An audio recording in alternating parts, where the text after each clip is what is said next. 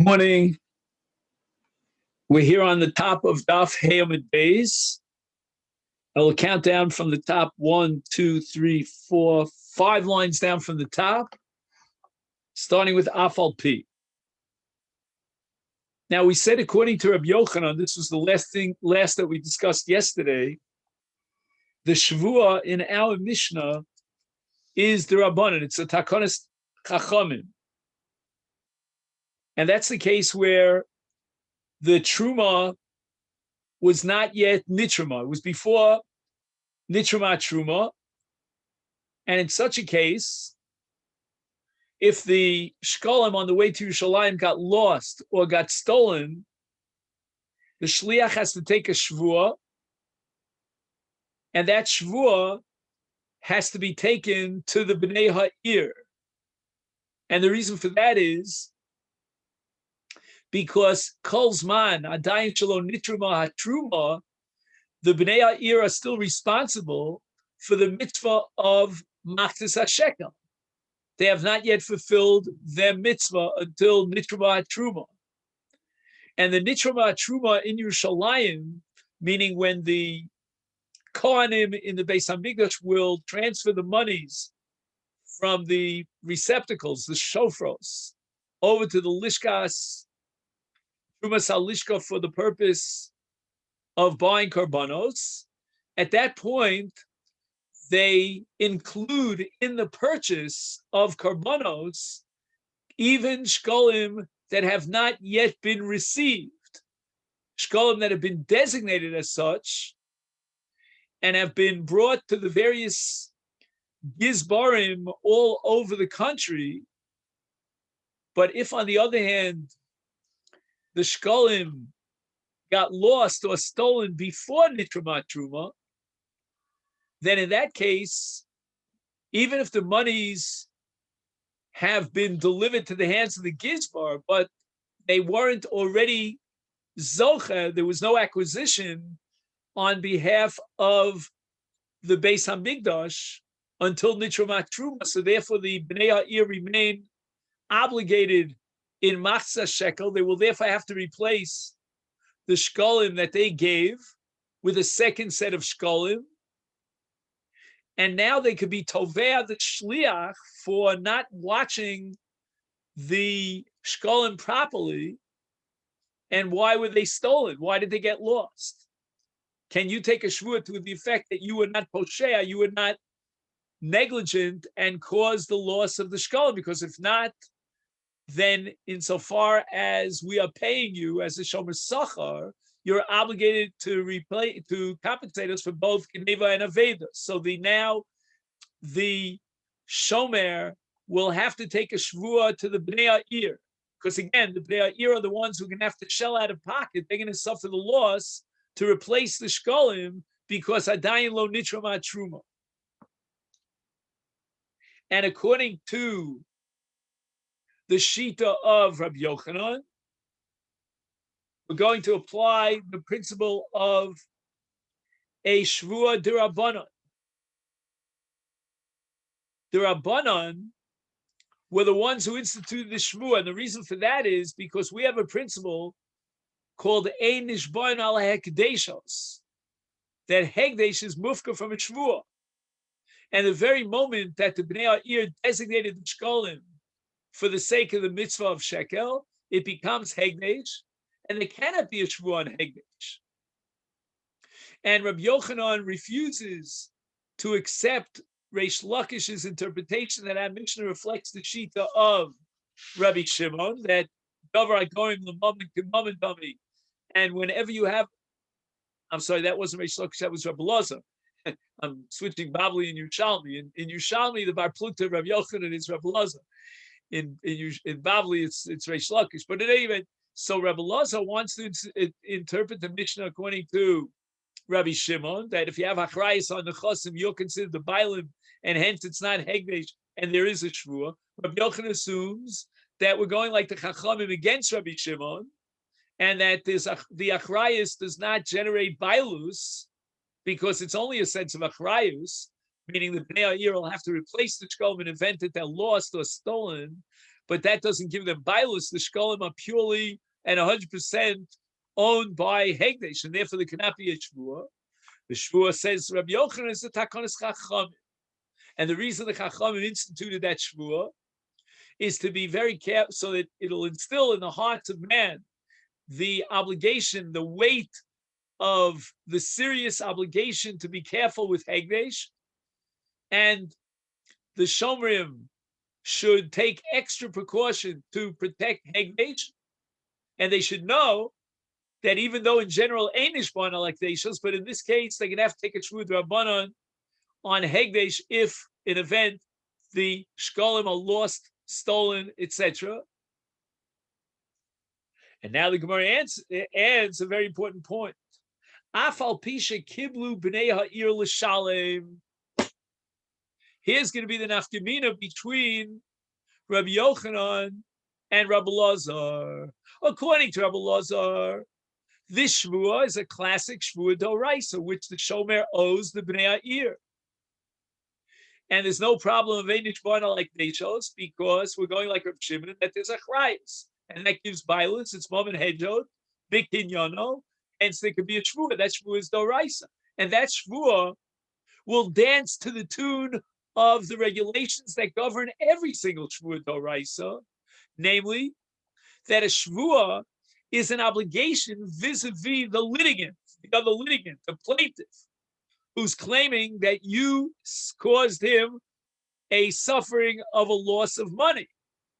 In event that the plaintiff drops his claim and he says the holy words, Neman alai kibetray, I believe him as if there were two agents to testify on his behalf, and the shomer is saying, look, I did whatever I could, I maximized my shmira, there were unusual circumstances, the ganav came with a gun, it was listed mizuyan, or the boat sunk at sea because of a storm, I am an anus, I don't have to pay, I did my shmira, there was no negligence, and the Bnei Ha'ir say, Yashakoyach, amen. We trust you. In such a case, according to Rabbi Lazar, they waive the shvua. The shvua is only generated by the tovea and his tviyah, but here they drop the tviyah because they believe the shliach. But according to Rabbi Yochanan, that the whole purpose of the shvua and its entire essence, its machayev is the rabbanis takonis chachamim. On a doraisa level, ein nishban ala karkos. We're not going like Rav Shimon, we're going like the chachamim. And why did the Rabbanan institute the shvua? In order to indicate and establish a very heavy sense of responsibility vis-a-vis shkolim. Says the Gemara, according to Rabbi Yochanan, even if the Bnei Ha'ir would believe the shliach and they would make that enunciation, that declaration, neman alai, he is believed, we trust him, he did the maximum, he's a good, honest to goodness protector of our interests. And therefore, we believe him.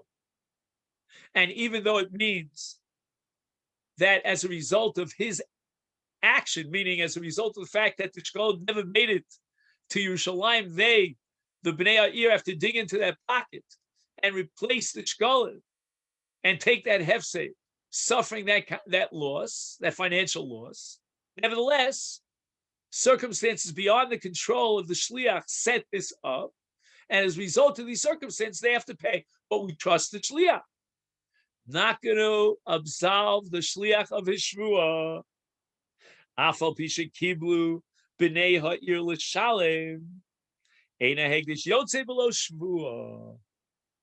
We instituted this shvua as a drabbanan according to Rabbi Yochanan because we don't want zilzul behegdesh.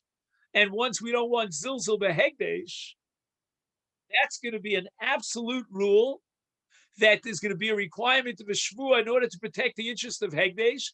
And it's very critical in the Rabbanan's eyes, the Chacham who made this takana according to Rabbi Yochanan, that people realize that this shlichus requires a shvua in event that the monies are not delivered to the Beis HaMikdash in Yerushalayim. And we're not going to make exceptions. We're not going to say, well, who needs the shvua? They trust the Bnei Ha'ir, who are the ones who suffer the loss. They are the plaintiff. they trust the shliach. Shouldn't we trust the shliach? No, we're not trusting anybody.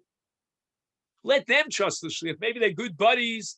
They went to an elementary school together. They played in the schoolyard together, so they trust each other or something like that. But we have to establish a situation that protects Hegdish. Shalo yizalzulu behegdish.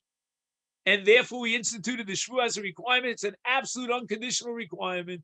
But according to Rabbi Elazar, as we said before, this shvuah is a classic shvuah d'oraisa, and the shvuah is generated by the plaintiff's claim. If the plaintiff drops his claim and he says, "I believe the shliach, I believe the nitba, the defendant," then there's no shvuah. But according to Rabbi Yochanan, so far as the shvuah is d'oraisa, the shvuah is obligatory, unconditionally, absolutely, even in a case where the Bnei Ha'ir claim that we're makabel, we accepted the words of the shliach. It doesn't in any way mitigate the shvuah, and the shliach will have to take the shvuah.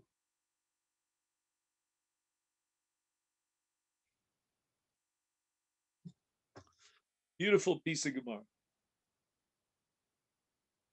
Now, the Mishnah tells us that in event that the lost shkalim, after having been replaced by the second shkalim, were found, they found the first shkalim. So the Mishnah says that both shkalim are hegdish.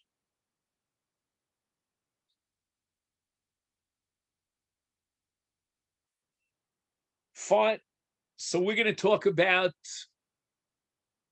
what happens to the first set of shkalim that were found, that were relocated. What happens to the second set of shkalim that were contributed as a replacement for the first set of shkalim? What do we do with two sets of shkalim? And if you remember, the Torah says in the parasha Masechet Shekalim, Hadal lo yarbe ve'oshe lo yarbe and Hadal lo yamayit. There's got to be a Masechet Shekel. There's no such thing as paying a double amount of Masechet Shekel. So we have to figure out, sort this all out, as the Brits would say, and try to know what to do with the two sets of shkalim that were received now by the Gizba.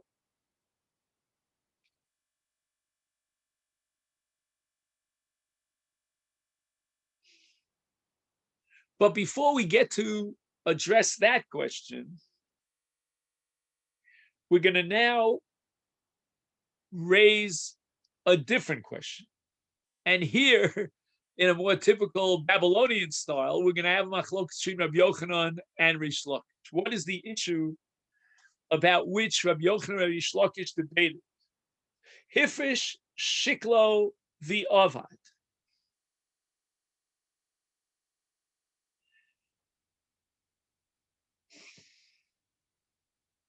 Now, this case where a person was mafresh his matzas hashekel, and it got lost. This is, in fact, our Mishnah. Rabbi Yochanan Omar, Chayev Bachar Yuso, Ashib Serenu Legizma. I mean, our Mishnah says he's Chayev Lachrayus until, as long as it was lost before Nitrama Hatruma. Here it got lost even before it was submitted, it was transferred over to the hands of the Gizbar, and it's lost. I mean, Advarim Kal V'chomer. I only need Rabbi Yochanan because Reish Lakish is going to say something which is out of the ballpark as far as that Mishnah is concerned. Let's go over it again.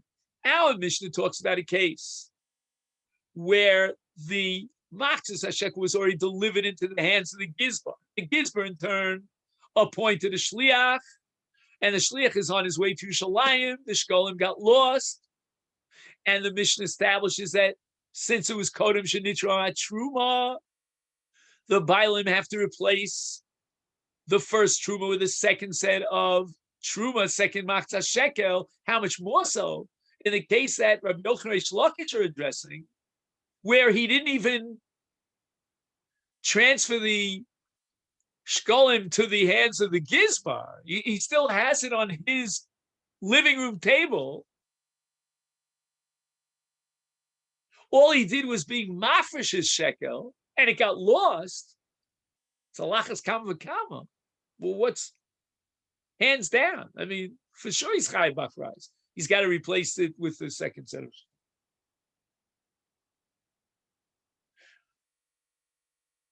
Reb Shimon ben Lakish, Omer, Hegdesh, B'rshus Gavor b'chol makom shehu. The very moment he designates this machzis hashekel, it becomes momon Hegdesh, and it belongs to Hegdesh. If it's lost, tough lucks for Hegdesh. The Bailim don't have to replace it. If I look at an object and I say harezeh Hegdesh, if it's an animal, harezu Hegdesh, whatever it might be, we have a principle called amiraso ligavah kimisiraso lehedshar. Immediately upon the declaration, it becomes Hegdesh. It belongs to Hegdesh. If I were to use it, for example, for my own purposes, benefit from it, I'm chayav me'ilah. I got to bring a carbon, I got to add a chomesh, whatever dinim of me'ilah apply. So it belongs to Hegdesh. It got lost, that's Hegdesh's loss, says Reish Lakish.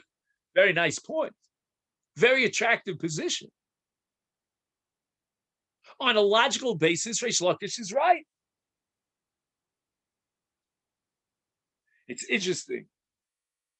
The Rash Soleo adds a pasuk here in Tehillim. We know the pasuk very well in Tehillim Chav Daled. Lashem ha'aretz u'maloa. Everything really belongs to the Almighty. And once I designate it as Hegdesh, it belongs to the Almighty. Lashem ha'aretz u'maloa. It didn't even get to the hands of the Gizbar yet. Who cares? So the Shokel is not chayiv and achrayus here. It belongs to Hegdesh. Whose money got lost? Not mine. It's Hegdesh's money that got lost. Very nice, Vishnu. One up it. But it's against the Mishnah. The Mishnah says that the Bnei Ha'ir are chayiv b'achrayus. That if it's lo nitra truma, even in a case where they already handed over the shkolim to the Gizbar already sent it on its way, the Masechet Shekel with the Shliach to Yerushalayim, and it got lost, the Bnei Ha'ir have to shell out and replace the first set of shkolim. We're going to have a whole sugi. What do we do with the second shkolim if we find the first shkolim, etc., etc.? But clearly, they have to dig into their pocket, every one of the Bnei Ha'ir who gave his Masechet Shekel, and replace it with a second Masechet Shekel. We don't say that, oh, it belongs to Hegdesh once he designated the Masechet Shekel, and therefore he's not chayav b'achrayus. He is chayav b'achrayus. Masnisa pliga al Reish Lakish, al Reb Shimon Lakish. I never saw such a language in the Bavli. I mean, if you translate it literally, it's like a joke. The Mishnah argues with Reish Lakish. You hear this? The machlokes between a Mishnah, Astamish, and Reish Lakish. Because the Mishnah says that if the Bnei Ha'ir find out that the shkolim are lost and it's before Nitro Truma, they got to pay. And because they have to pay to replace the shkolim, therefore they have a plaintiff's claim against the shliach. You were poshea in your shmira. You were paid for your services to be a guardian and deliver the shkolim to Yerushalayim. You were negligent. Take a shmua. Nishboil b'nei ha'ir. U'bnei ha'ir shoklin tachteim. They have to replace the shkolim. I don't get it, Reish Lakish. According to you, the very moment that these shkolim were designated as such, they belong to Hegdesh, and you're not chayiv and achrayus. The whole mission is predicated on the premise that there is chayiv achrayus, that the bnei ha'ir will have to replace the shkolim. It's unbelievable. It's so different than the Bavli. I keep. It's the first time I'm learning your child.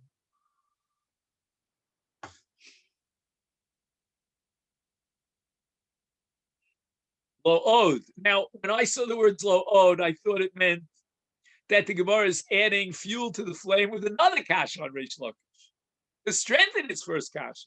Name V'lo od is an answer to defend Reish Lakish. Lo odi mishum shvuas takana. Now it's interesting. The word shvuas takana are taken out of the mouth of Rabbi Yochanan. It's very interesting. We have machlokas here between Reish Lakish and Rabbi Yochanan, and Reish Lakish, in order to defend himself, he quotes Rabbi Yochanan. Now, I give you a little taste of your own medicine. You told me, Rabbi Yochanan, that the entire entity of this shvua in our Mishnah, when the Bnei Ha'ir sue the Shomer, the Shliach, for damages, for causing them a loss, that whole shvua as an entity is only a takas kachamim, hidei shelo yizalzelu behegdesh. I'm going to take that to its logical conclusion, says Reish Lakish. And I'm going to say included in this takana is not only the shvua, but also the achrayus. To emphasize a burden, so to speak, to place a very heavy burden, not only on the shoulders of the shliach, that he's going to have to know he's not going to get away with this. No, he's he's going to have to take the shvua. But we want to convey a message of seriousness, not only to the shliach, but also to the bailim. After all, they're the contributors. And they have to know that we, the Rabbanan, under the auspices of the authority of Hefker, Bezdin Hefker, we are going to force you to pay in event that these shkolim are lost, and dig into your pockets and replace them with another shekel. Now, let's think about this, Rabbosan. What do you want for the lives of the Bnei Ha'ir? The guy lives in Haifa. He can't make the trek to Yerushalayim. He doesn't have enough horsepower. So what does he do? He brings his shekel to the Gizbar locally in Haifa. And that's the halacha is. I mean, it's not nice. He didn't invent this. He didn't bring it upon himself. The Gizbar, in turn, sends the shliach with the monies to Yerushalayim. And lo and behold, the mishap, and the monies were lost or stolen. What do you want from the life of the Balabatim, of the Bnei Ha'ir? What did they do wrong? That they should be so guilty that we're going to force them to pay when they have no achrayus and replace the first set of shkolim. Well, what's the zilzal here? Were they mezalzel and hegdesh? So it's unbelievable. He quotes here a pirush of Rabbeinu Meshulam and the Talmidi Rash Bershash, and they say, Takonis chachamik shelo yizalzu bnei ha'ir limsar hashkolim bidei shluchim ulechayim es bnei ha'ir. We want to obligate the bnei ha'ir to personally deliver their shkolim to Yerushalayim. I'll tell you the truth, Rabbosai. I'm reminded by sheer association of the principle of mitzvah bo yosef b'shlucha. And normally we say mitzvah bo yosef b'shlucha because you get extra reward for the tircha of the mitzvah. I would go a step further. There's another dimension to that principle, another reason that underlies that principle of mitzvah bo yosef b'shlucha. Don't trust anybody when you can do it yourself. It reminds me of the Beis HaLevi, the famous Beis HaLevi.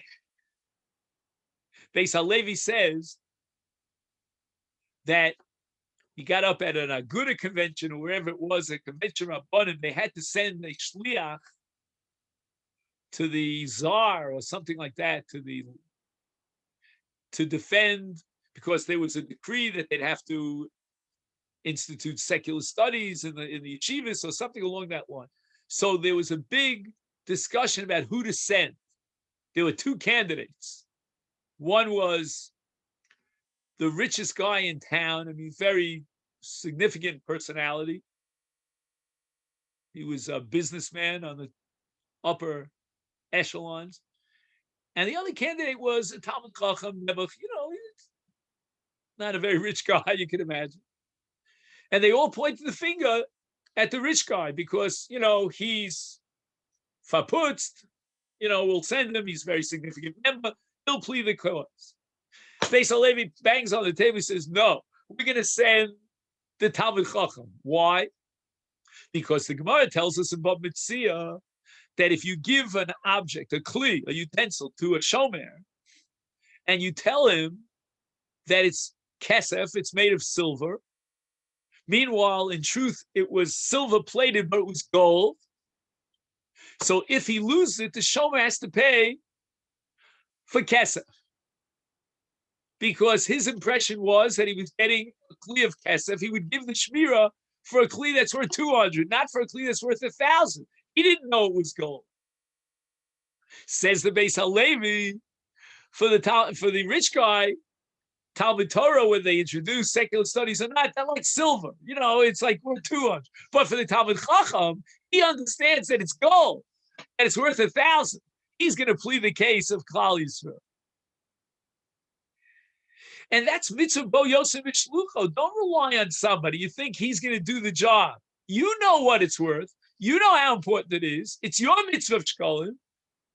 Don't send it off to Yerushalayim with a shliach. Do it yourself.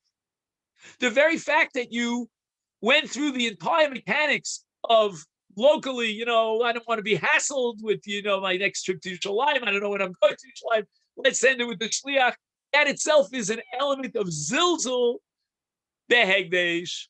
And there are Rabbanan, therefore, say Reish Lakish, we're going to institute, based on, as we said before, Hefker Bez and Hefker, a chiyuv achrayus to replace the shkolim if they're lost.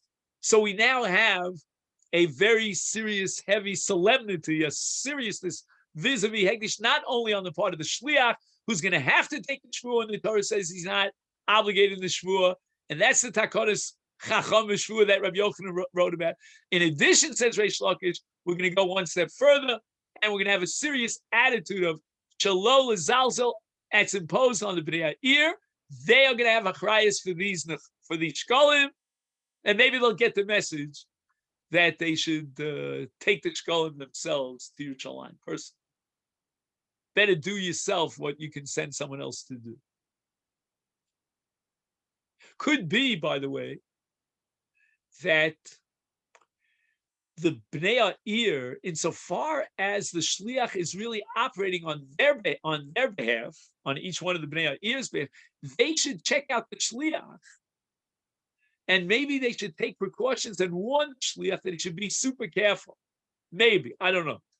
But in any event, we're going to put the Bnei Ha'ir back into the victim, the driver's seat. They're going to have to pay an event at the shkolim. The shkolim are lost.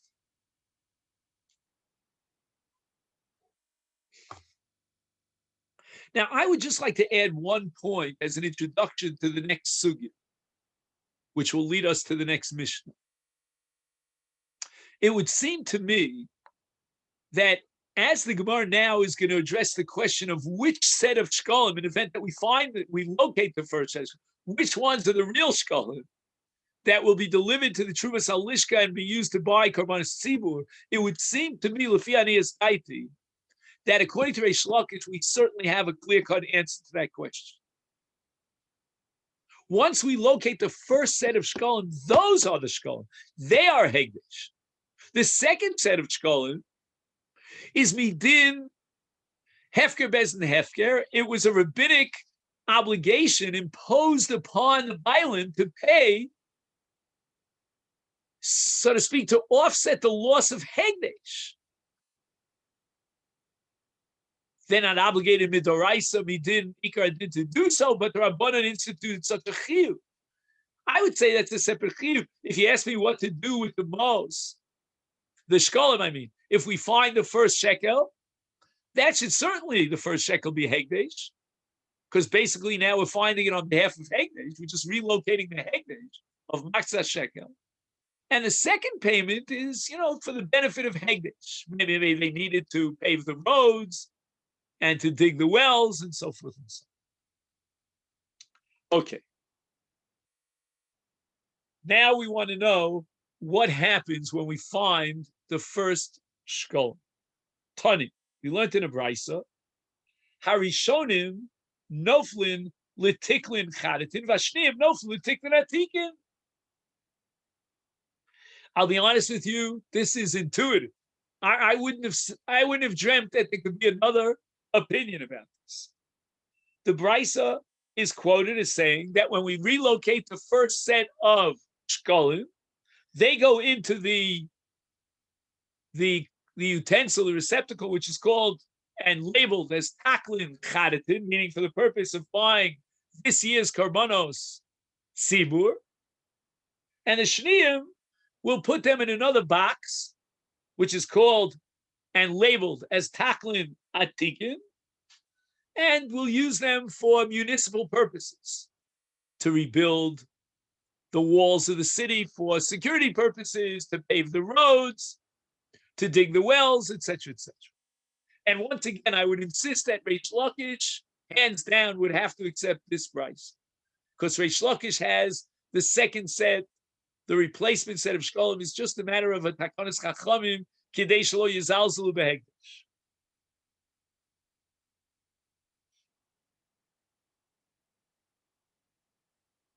And now the Gemara presents a machlokes between Rabbi Pinchas and Rabbi Abba.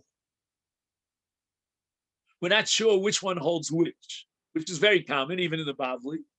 We know that there were two Amoraim that had a debate. We're not sure. We know that one said X, one said Y. We don't know which one is which one.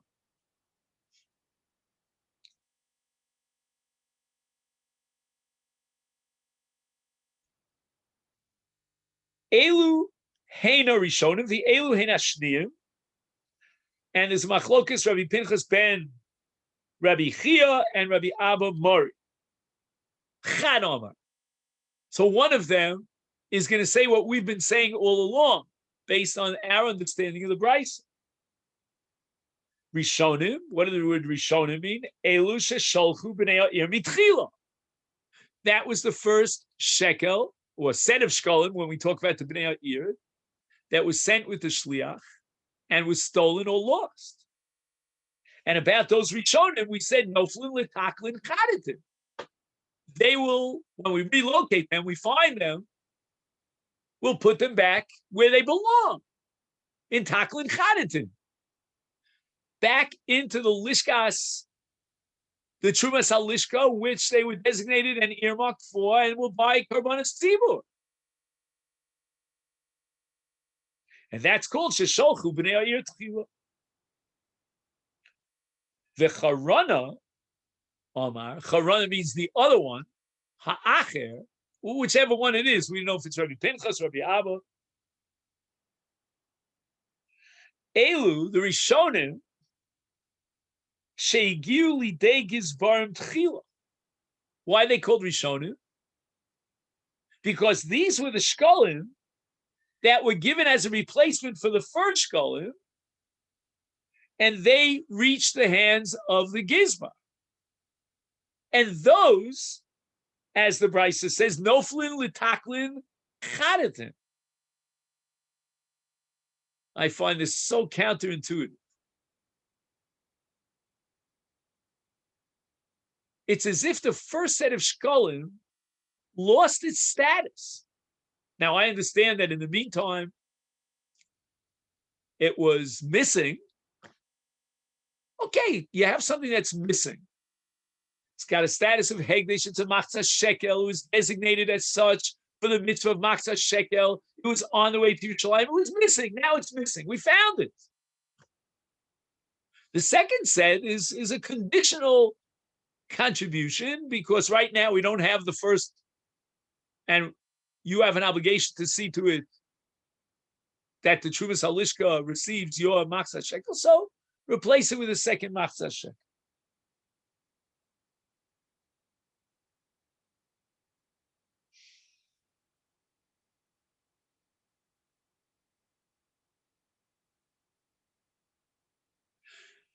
the only thing I can come up with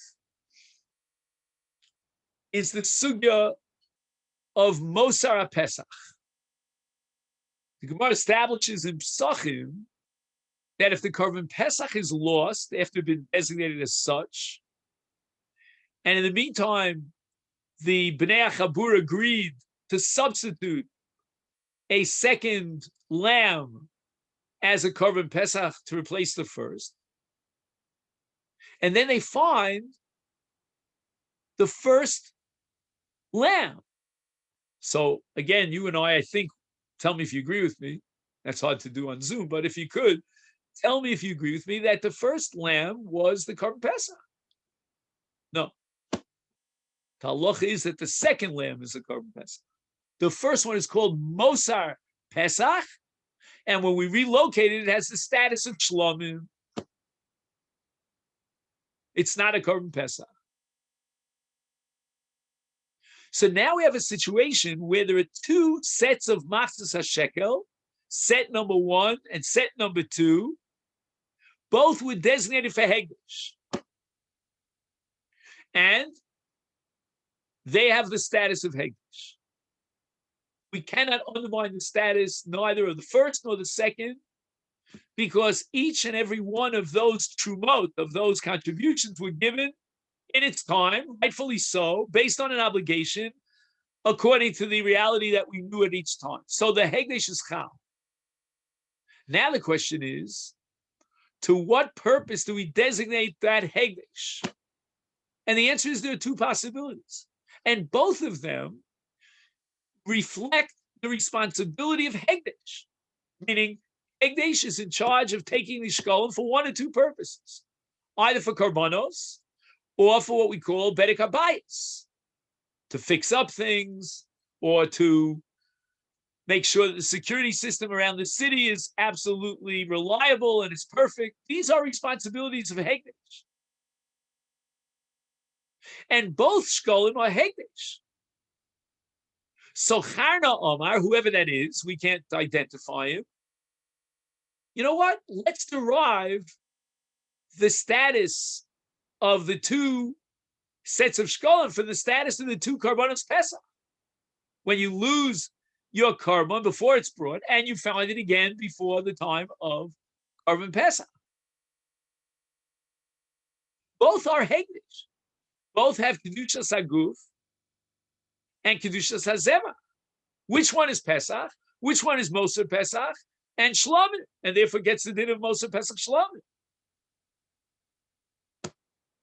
The first one is Mosar. Here too. The first one is Mosar Shkolim. Again, I'm using that term to indicate that it becomes a general kind of Hegdish, but not earmarked specifically for the karban seed.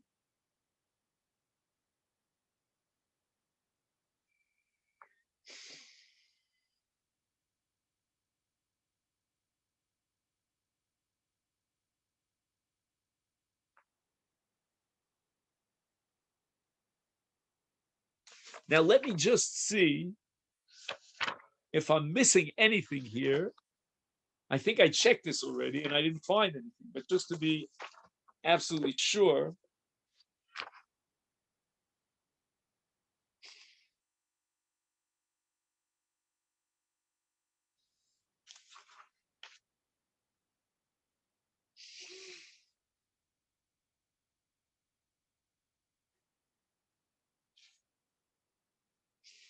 Sorry, I just have to turn this page here. It's giving me a hard time.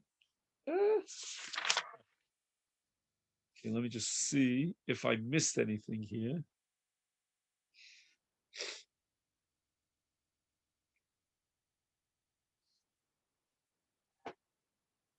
Okay.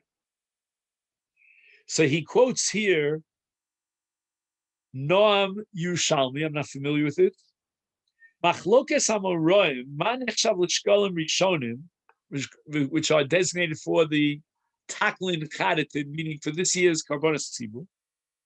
Tluya betam divrei Rabbi Yochanan, shamafrish shkolo chay bachrayus ad sheyovel liyad gizba. She'im time mishum shalom rinon shekol hecha de isa begazrei machmona isa. V'domel kedushas berek habayis kol zman shelo lokcho mehem es karbonos im nigdiv avdu pakamem kedushasan. V'afshen nimtzu o shech ziru agadnov v'meinim kedosh l'mafreya rak mikan lahaba lachem hashkolim rishonim hem elu she'igiu ligizbarim tchila. Avalim nomar shrab Yochanan gam sover shekol hecha de isa begazrei machmona isa l'shesover she'im yesh hefsed lehegdish. Lo amrinon kol hecha de isa v'lachen chai b'achrayus. In ken hashkol rishonim hem elu sheshilchu b'nei ha'ir tchila v'lo poka kedushasam kishegavnu onev. So let me make 2 points before I even understand what's going on here. This Noam Yerushalmi. I was not aware of this paragraph. Point number 1 is that this machlokes that we're learning now about which set of shkolim, the first or the second, is designated for taklin chadatin, is a machlokes within Rabbi Yochanan. So the flowchart is we had Rabbi Yochanan Reish Lakish. Now the Gemara is taking it down one level, 2 deos within Rabbi Yochanan, and how to understand Rabbi Yochanan. That's point number 1. Again, I don't understand what's going on. I'm just telling you the technique here, the methodology. And this, as a footnote, gives me a sense of perhaps satisfaction that maybe according to Reish Lakish, there was never an issue over here. But sure, according to Reish Lakish, it's the first set of shkolim that belongs to Hegdish. The second set of shkolim is just a Darabanan and an invention of the Chachamim that the Bnei Ha'ir take upon themselves some sort of achrayus to offset the loss of Hegdish. Okay, that's point number 1. Point number 2 is that the machlokes revolves around the following issue. What is the status of the first set of shkolim that got lost? Paka kedushasam or low paka kedushasam? If we insist that paka kedushasam, we begin to understand that man the Omer that says that when we relocate the first set of shkolim, we're going to earmark them for taklin atikin. But if, on the other hand, you're going to say that lo paka kedushasam, that the status of the first set of shkolim remain the same wherever they are on the face of the earth, then those shkolim, once we locate them, and we will designate them for taklin chadet. So that's the framework. Within Rabbi Yochanan, let's try to understand what's the status of the first set of shkolim that were lost. Paka kedushasam or low paka kedushasam. Now I'm ready to read the Noam Yerushalmi.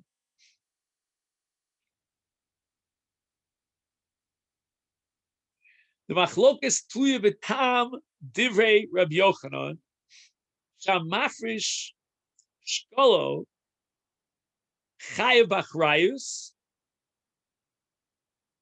Why does Rabbi Yochanan insist that when a person is mafrish his shkolim, he is going to have to replace them, that's called achrayus, in event that they get lost? Why is that so? Im taimo, here's possibility number 1. Mishum shelo amrinon kol hecha de isa begazed rachmana isa v'doma l'kedushas berek habayis.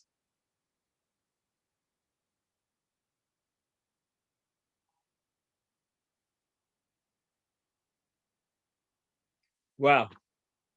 I'm beginning to, the asimon is beginning to go down here.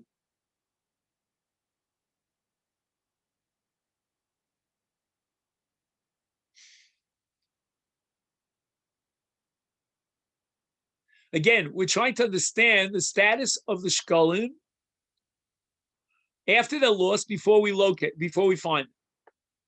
Paka kedusha or low paka kedusha? One approach is Pacha Kedushasam. Why? Because when Rabbi Yochanan says that the shkolim are chayav b'achri yuson, meaning the Bailam will have to replace these shkolim if they're lost. What Rabbi Yochanan is doing is he is applying the principle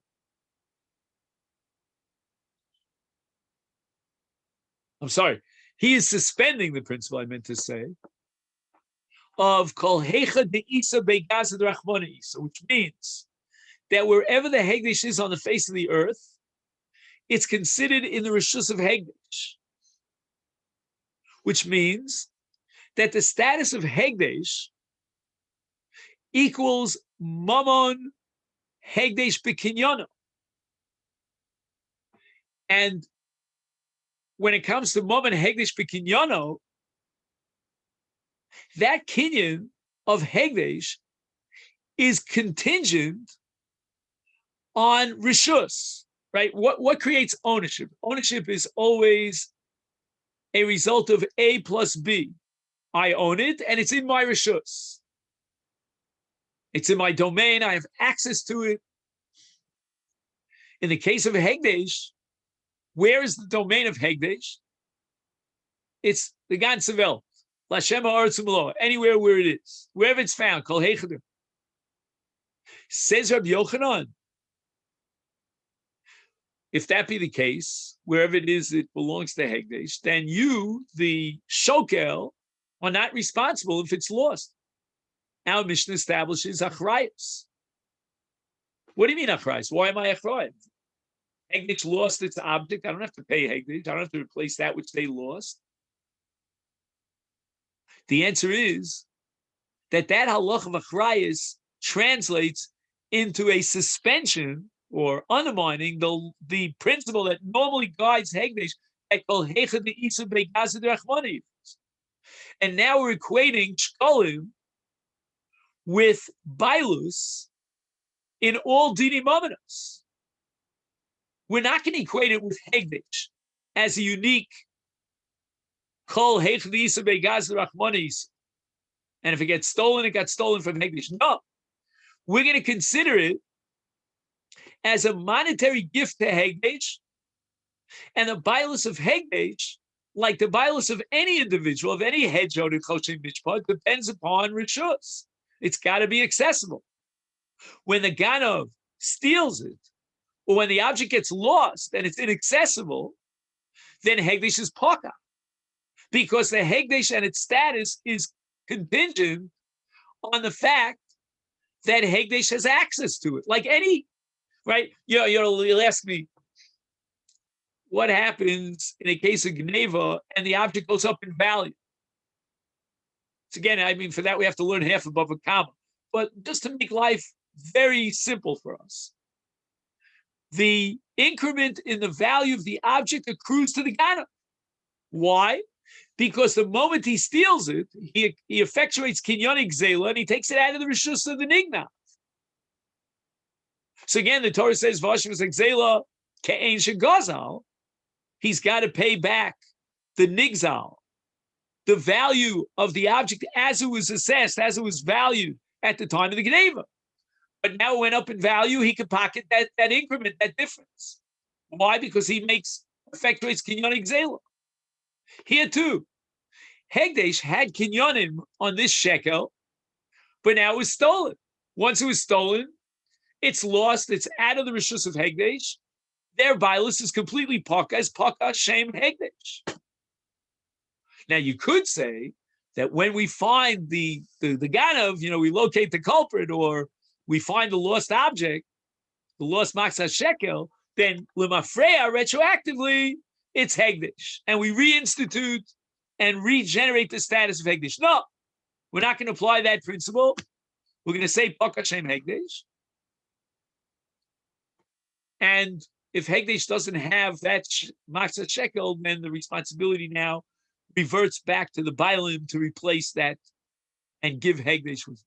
The Shem Hegdish is Paka the moment that the object is stolen or lost. That's one side in the Gemara. And that side leads to this wild, counterintuitive conclusion of Charna Amar, that the first set of Shkalim will go into the Taklin Atikin and be used for the highways and the walls of Yerushalayim. Why? Because Paka Shem Hegdish. Is lo amrin in kol hecha de Isa begaza drachmana Isa. V'doma lekedushas perek habayis. We will not equate Masechet Hashekel with kedushas perek habayis. And therefore, kol zman shelo lokhu mehem es hakarbonos and nignu v'o'avdu paka mehem kedushasa. V'afal gav de nimtzu o hichziru aganovim einom kedoshim l'mafreya. There's no din of Mafreya. It only has a din of Mamon Hegdish, and that they can use for fixing up the walls of Yerushalayim. Lachein hashkolim rishonim kshegiu legizbarim tchila. That's the first sign.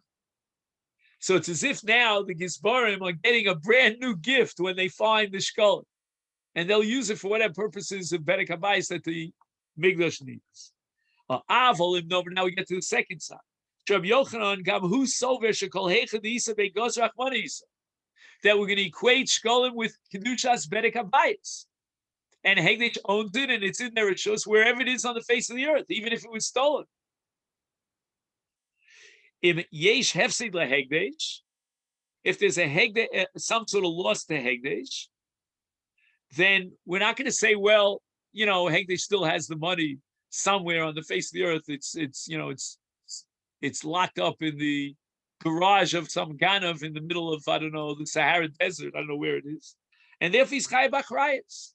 He's responsible to see to it that Hegdish doesn't take a loss. But Ashkolim Arishonim, Elu Sheshilchu Bnei Ha'ir Mitchila, Lo Paka Kedushasam Kshenignevu O Nevdu. They remain B'Kedushasam, and therefore they remain earmarked for the Karbonis Tzibur, and we will replace them into the Taklin Chadet.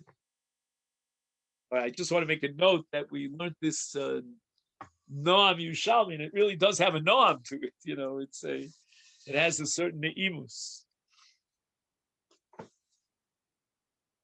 So I don't know if anybody here has either a child or a grandchild or a nephew by the name of Noam. But if they live in Yerushalayim, oh, you do, John? So if you, what is it, okay, I couldn't really hear that. I'm trying to read your lips here on Zoom. I have a grandson. A boy. He's a boy. And what is he, a grandson? Yes. Oh, and Me too. Sammy, you also have a grandson named Noam. Do any of your two respective grandsons live in Yerushalayim? No, Efrat. Ah, shucks. All right, maybe Efrat is part of Yerushalayim. I don't know. We'll call him Noam Yerushalayim. Okay. All right. So this leads us to the Mishnah that we have to start. Okay. Okay, Rabbosai. To be honest with you, this Mishnah is very complicated. I'm racking my brain. So today we'll just have a little introduction to the Mishnah. We're going to try to learn this Mishnah with the Taklin Chadatin, since we just had a sugi about Taklin Chadatin. And I'm hoping, as we say, Hashem Yareinenu, that we'll have a light of divinity here to understand this Mishnah tomorrow.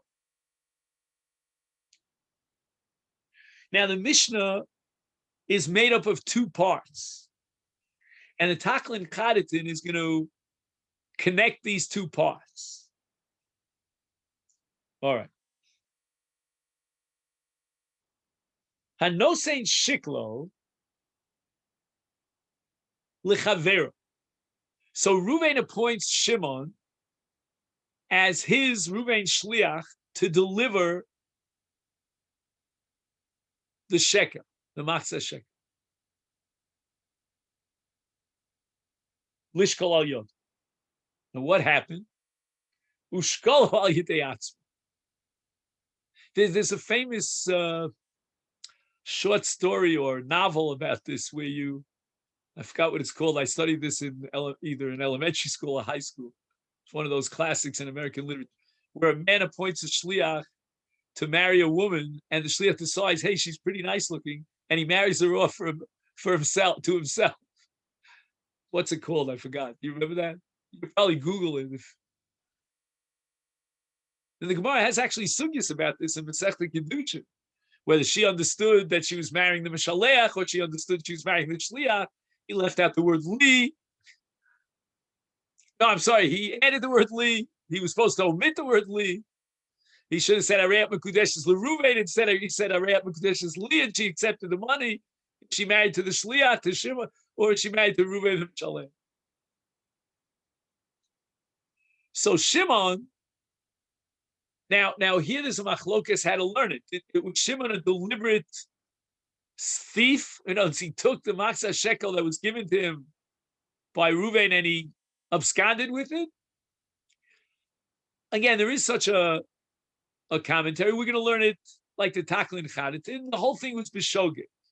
He forgot that this Masechet shekel was his shlichus of Reuven, and he thought, you know what, it's my Masechet shekel, I'm going to give it for my chiyuv of Masechet shekel. And now the Mishnah wants to know if Shimon is chayav for mishum me'ilah, meaning did he benefit from hegdesh? It was already a hegdesh at the time. It was designated by Reuven as a Masechet shekel. Now Shimon is using it for his own mitzvah. Fulfill his own obligation, Masechet shekel. That itself is me'ilah. And the Mishnah says it depends. Im nitrama truma ma.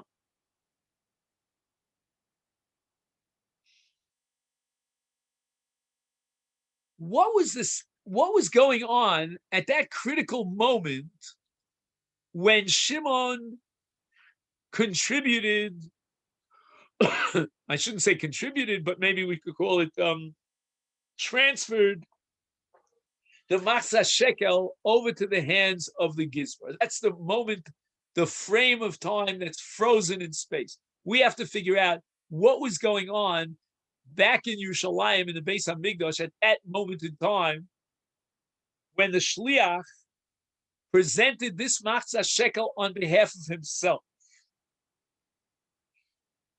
Im nitrama truma, if at that moment of the shikul of the shliach for himself in Yerushalayim, they were already tarim the truma. Now this Mishnah goes according to that mandiyom that we discussed earlier, that the truma was taken even by the Kohanim, even on behalf of those who in the future will deliver the Masechet shekel. Right? Amisha asid ligvos mimen. So now, the very moment that Shimon delivers that Masechet shekel to the Gizbar in Haifa, it already has been acquired by Hegdish. It's Bershus Hegdish. So two things happen simultaneously. Number one, Shimon offers this shekel on his own behalf. And number two, Hegdish is Zoche in the shekel because it's Nitrama Hatruma. Mal. Why? Because now Shimon is using Hegdish for his own purposes. He is benefiting from Hegdish, and that generates a chiyuv me'ilah. If, on the other hand, Hegdish was not zoch in it yet, it was od lo, adayin lo nitrama truma, then there's no me'ilah. Why is there no me'ilah if lo nitrama truma? So that's going to be the subject of this taklin chadatin with a very sophisticated presentation. But let's just offer something, as I said, as an introduction to this Mishnah, something very superficial. before we get into the real nitty-gritty of the sugya, which is the taklin chadet. And that is that if lo nitrama truma, and it's not yet hegdesh, then the moment it becomes hegdesh is the moment that Shimon gave it on his own behalf. So he hasn't yet benefited from hegdesh. Because again, it's complicated, and that's where we're talking about it, because it really is hegdish, but it's not hegdish. Meaning, in that period of time between A and B, right, or let's call it T1 and T2, right? It was T1 when this shekel was designated by Reuven and Mishalech as Machzah shekel, and then the status of hegdish begins to be chal, but it's not yet a full-fledged status of hegdish until we get to time T2, which is nitrama truma. Because at that point, hegdesh is going to consider those future gifts to be part of the truma, part of the transfer of the money from the shofros over to the lishkas, the trumas halishka. Somewhere in between, Shimon steps up to the plate and he offers that same machzas hashekel on his own behalf. And since it's not yet hegdish gamur, because it's od lo nitra truma, therefore he's not chayiv truma either. But if it was already nitra truma, it's full-fledged hegdish. Not only was it designated as hegdish, but hegdish already was zocher in that machzas hashekel on behalf of the shokel, which in this case is Reuven. So now at that moment that Shimon comes forward and he says, I want to fulfill my obligation with this hegdesh, which is full-fledged hegdesh, he's a moed. Okay, then Rabbosai, again, I just wanted to make a schola on this Mishnah. This Mishnah is going to introduce new concepts in Me'ilah and in defining the Masechet Shekalim, which Bali Neder will try to cover tomorrow.